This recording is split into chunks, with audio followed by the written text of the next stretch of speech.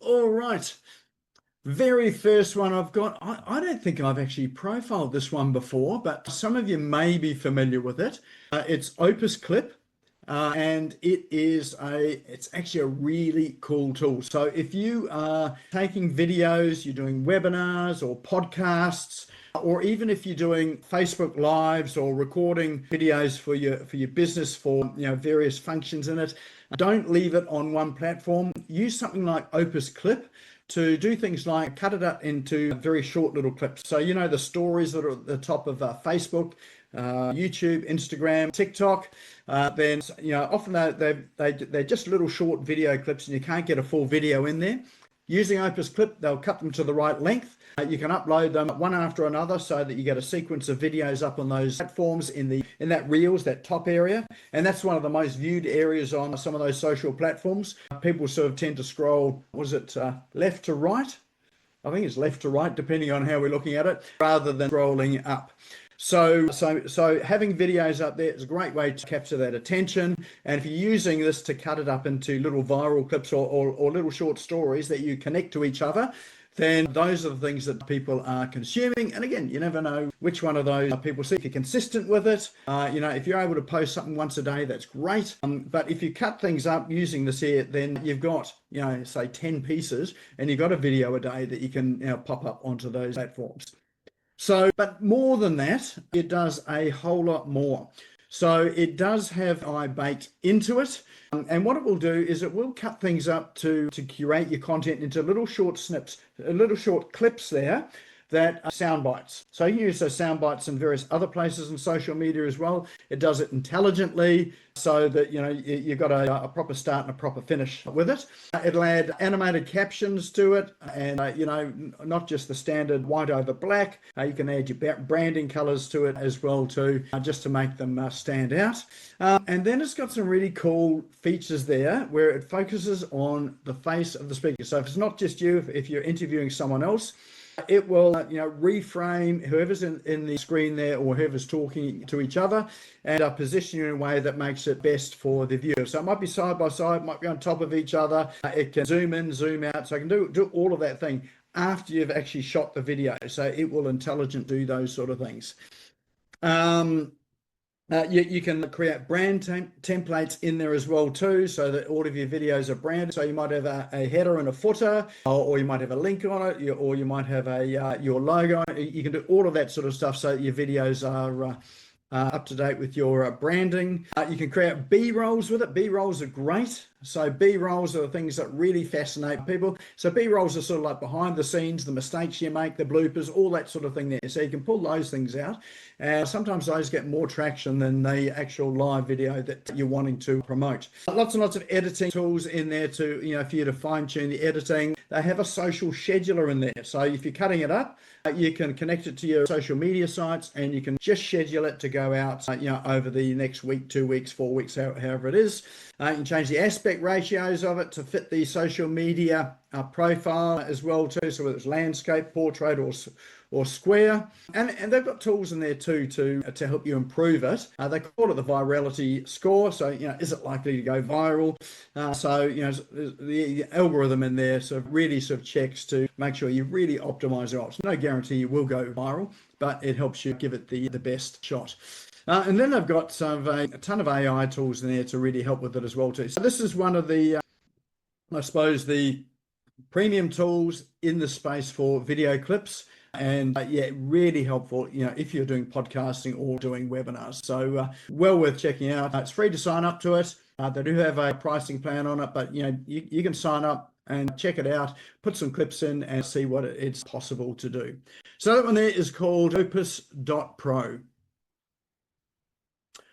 All right, next one I have is this one here. This is the ChatPlayground. So what this tool is, as some of you might know, and some of you were on the AI for Business program that we ran over the past few weeks, mainly focusing in on ChatGPT, but of course there's a lot of other models out there. You've got Gemini, you've got what are the other ones? Perplexity, Claude. There's lots and lots of them out there. But what this model here does, and if you wonder, which is the one that's going to be best for you in terms of the use case that you want, Well, this model here actually has all the tools in it. So they connect through to all the tools by the API. You can see there's lots and lots of AI models there.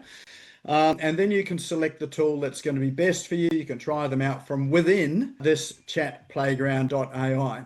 So why would you use it? Well, price is a good thing. I think they charge around about, oh, there you go, $17 a month for this, and you get access to all of these tools. If you were to subscribe to all the other tools, which are around about $20 a month, then you'd expect to pay, around about $120 a month if you were going for all of the tools.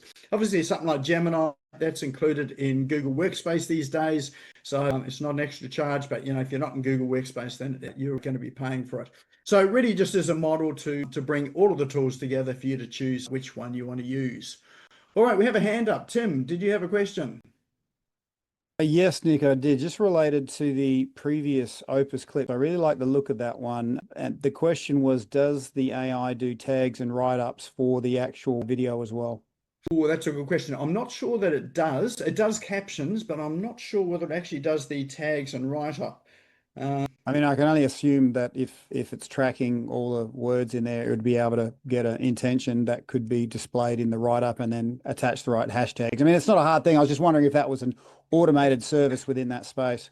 It's a good question. I don't have the answer for it, so maybe to jump in, have a look at it, and it'll show you when you're in there in the free trial. No worries. Thanks, Nick. All right, what do we got? Next tool. Oh, this one here. This is really good. I really like this tool. It's called Ethy.com, and it is a research tool.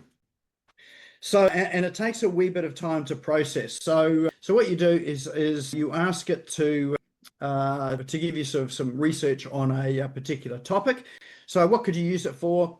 Well, here's a good use case for yourself.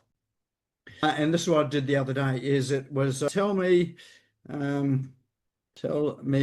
everything there is to know about Nick Cree, that'd be me, and his business Smash Go, and business owners smashing it online.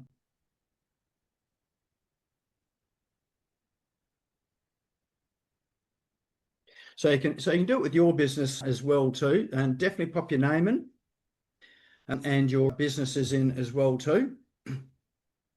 You've got two options here. One of them is fast search, which will go and sort of search for links and whatever online and pull it up really quickly.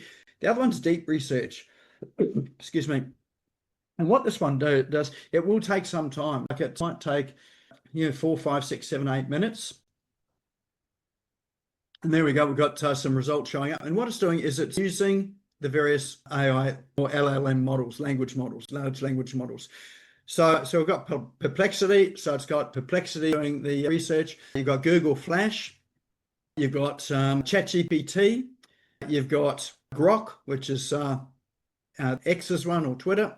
So it's got a number of tools there, and it's actually using all of those models to go and do the deep research. So that same prompt has been popped through all of those models, and what it will do is at the end of it, you'll get and you'll see Grok here too. They're using various versions of Grok as well. So it's not just one version.